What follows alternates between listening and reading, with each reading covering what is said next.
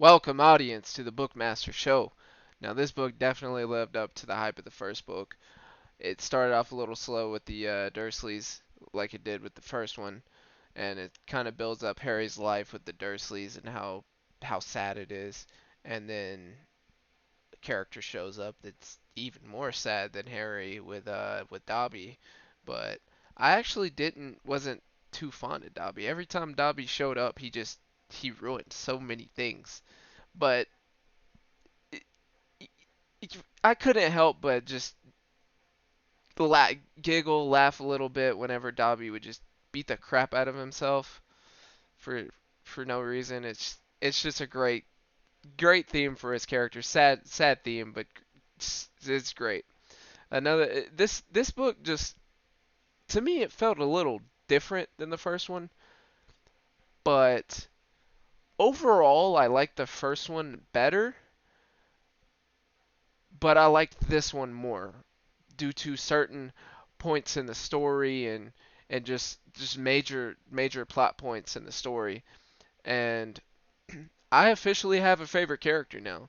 At first, through the first one, I talked about how Hermione has shown some flashes of great character development, and how Dumbledore just the presence of Dumbledore alone is just a great character, and I've always liked Dumbledore. But after this book, it just goes to show how much of a difference Hermione has made from one year to the next. And then it shows her accolades from the first year, like when Harry was in the shop with Draco and Lucius, and Lucius was just so mad that Draco was not the best in his class, and he got beat out by someone who was Muggle born.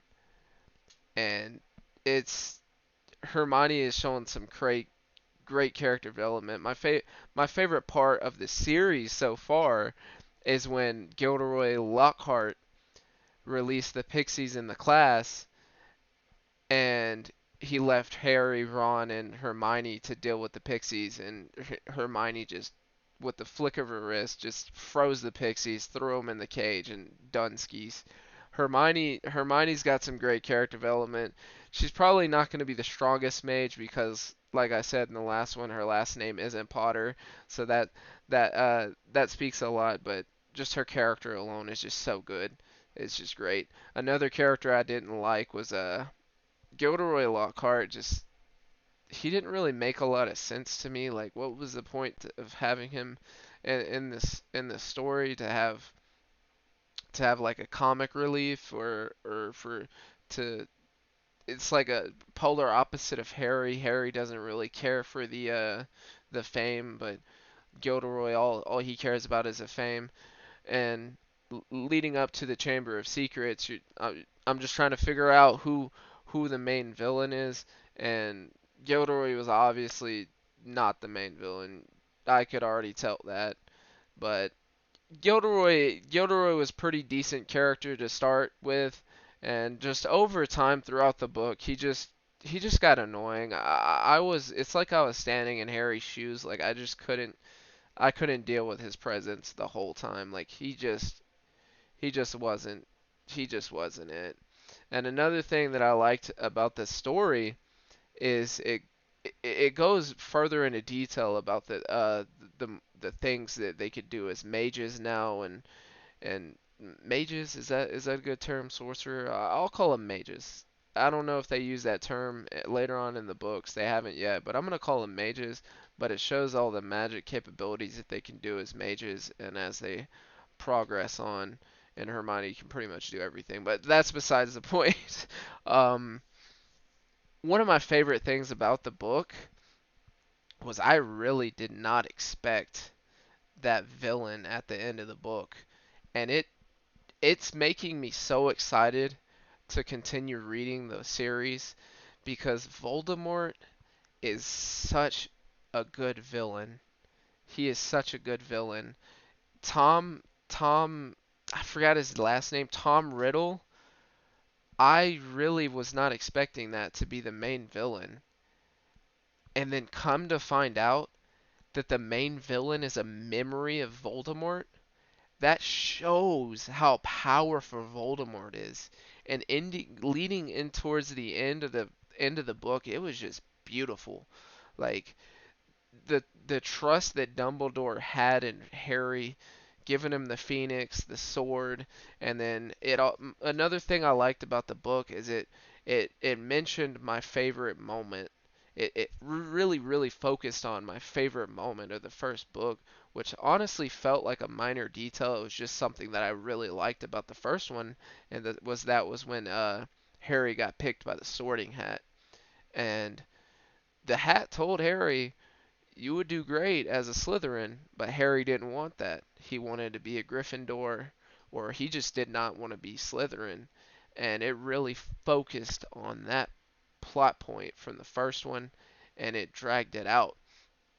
And even at the end of the book, Harry, I know I'm jumping around a lot, but it's just so many different points in the book, but Harry at the end of the book even asked Dumbledore, like, am I meant to be a Gryffindor? And that sword made a difference because it showed who the sword belonged to, and your Gryffindors are the only one that can use the sword. So that was another thing that I liked about it, and another major aspect that it brought out is it's just the world building and like the story of this world, like that major plot point from the first one came into light in the second book.